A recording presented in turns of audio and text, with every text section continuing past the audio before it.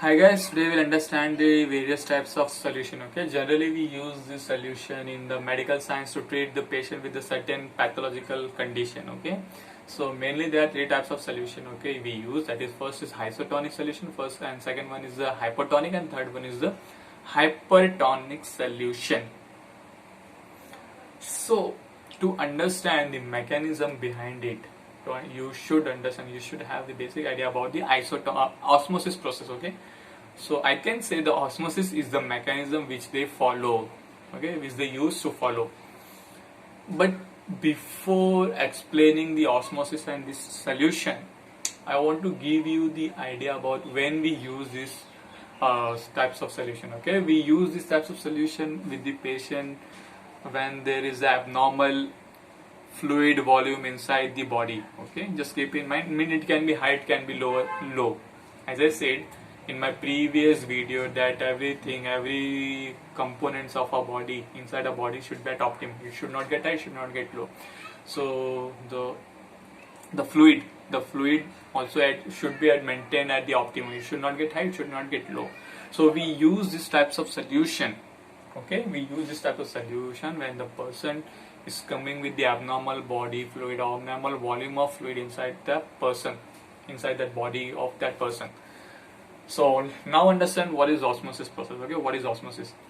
As I said, osmosis is the mechanism which they follow, that is the type based solution. So what is osmosis?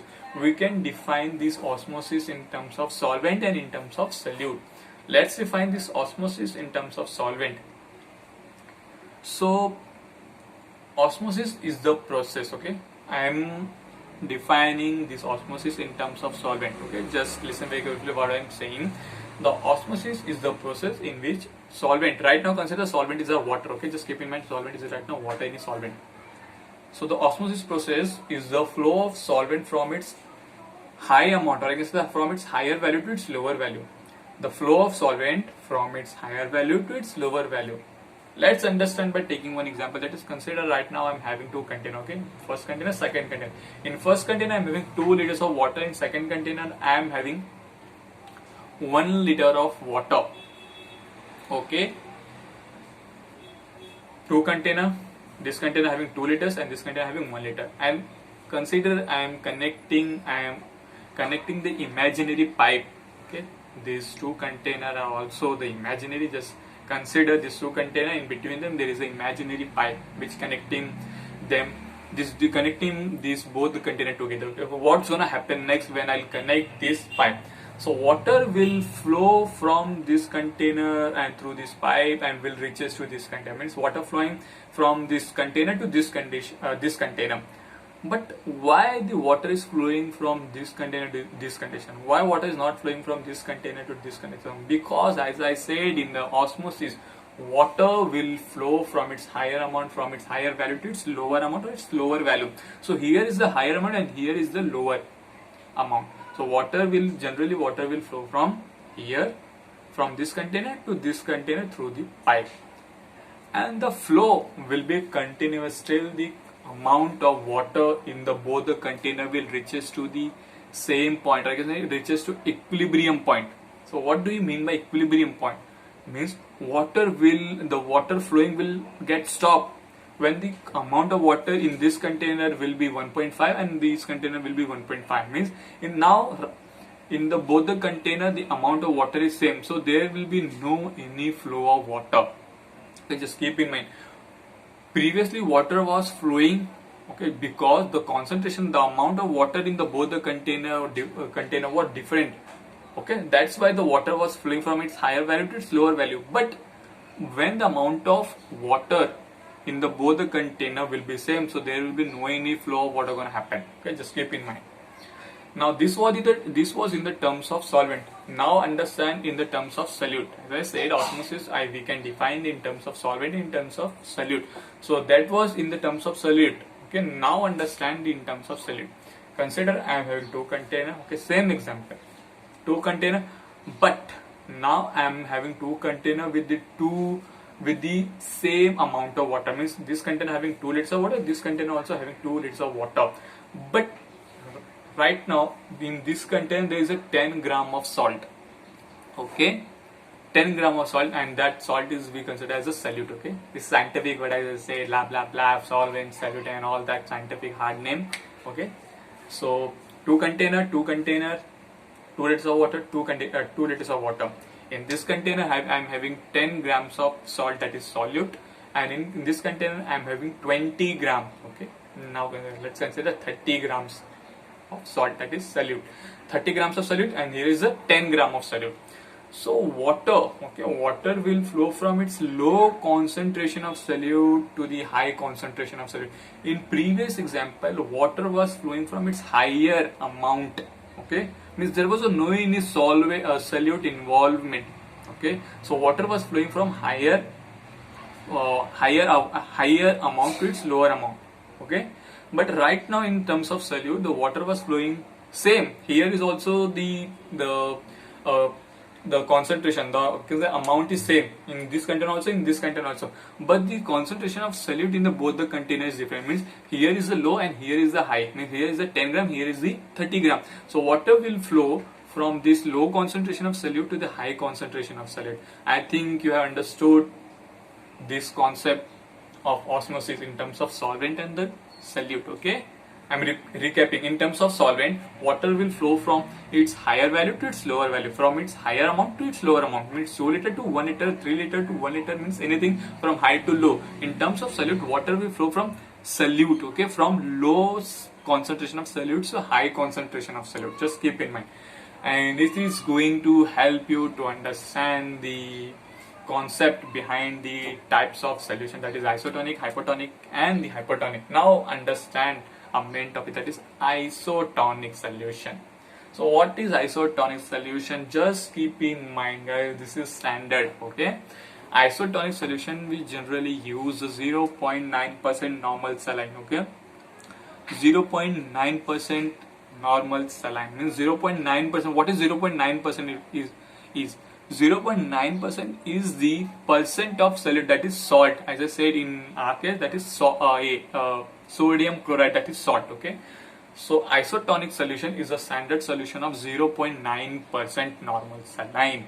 Okay, just keep in mind, means it will not affect the flow of fluid or water inside our body. It will just maintain. Okay, so to understand it to a very proper manner, I think I have to give you the use of this isotonic solution, in which condition we use this isotonic solution. Okay, so in hypovolemic condition, okay guys, in hypovolemic condition we used to give this isotonic solution to the patient. So what is happening? So what's happening in the hypovolemic condition? In hypovolemic condition, if patient is coming, okay, if patient is coming with the hypovolemic condition, means the person is having low amount of fluid inside his body. Okay, so we just want to maintain. Okay, we just want to get back that normal value. Okay, means it can be higher, it can be lower, but the person is having hypo, means the amount of the fluid, amount of the solvent inside that person is low. So we don't want to tissue to shrink. Okay, we don't want the fluid which is present in a blood vessel, it get flow from blood vessel to tissue. Okay, we just want to maintain, we just want to get back that normal value. So that's why we use this isotonic solution. So what's gonna happen when we give this isotonic solution? Okay, this isotonic solution will help to get back that normal value. Okay, it will not force the fluid to flow from anywhere to anywhere. Okay, it just help you to get back that normal value. So just right now, this is standard. This is, you have to keep in mind, the isotonic solution is a standard solution of 0.9% normal saline. Okay, this is 0.9% normal saline, and we give this isotonic solution in hypovolemic condition. Now let's understand what is hypo. Hypo means low. Consider this was the 0.9% normal saline, that is isotonic. So hypo will be low. Hypo will be low. So what is low? That concentration of solute, that is concentration of salt, that is NaCl.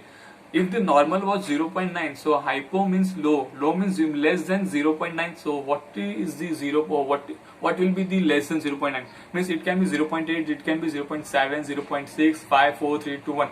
But standard we use is 0.22, 0.33 and 0.45%. It is the hypotonic solution. Okay guys, it is the hypo. Normal was 0.9. So what will be the hypotonic? Hypotonic will be less than that 0.9, means as I said, there are various, but the standards are 0.22, 0.33 and 0.45 normal saline. And when we use this hypotonic solution, and let me give you the idea that when we give this hypotonic solution to the patient, what's going to happen inside to that person, inside the body of that person. Okay, when we use this hypotonic solution, so the fluid, okay, the fluid will flow from the blood vessel to the tissue. Okay, just keep in mind, in hypotonic solution, when we give this hypotonic solution, the flow of fluid will occur from the blood vessel to the tissue. So when we use this hypotonic solution in diabetic ketoacidosis, in hypernatremia, so let's understand why we used to give this hypotonic solution in hypernatremia. So in hypernatremia condition, what is the condition? In hypernatremia, the concentration of sodium, okay, the concentration of sodium inside our blood is higher, means higher than the normal. So due to which water flow from the tissue into the blood vessel. Okay, means your tissue will shrink. Okay, your tissue, where the amount of the fluid which was inside the tissue, now it is flowing from that tissue into the blood vessel. So we want that fluid inside that tissue. Okay, so that's why we use this hypotonic solution. So as I said, hypotonic solution, it's flow when we use this hypotonic solution with the patient. So the fluid movement occurs from the blood vessel to the tissue. So it will normalize the condition of that tissue. So there are various conditions we use this hypotonic solution. That is, as I said, first is hypernatremia, in diabetic ketoacidosis, and in HHNS. There are various types of condition. Okay, just right now, just keep in mind, in hyponatremia, in the diabetic ketoacidosis. In diabetic ketoacidosis also, the amount of the glucose, okay, amount of the glucose inside a blood vessel, inside a blood is higher. So water flow from tissue to the blood vessel. So tissue will get shrink.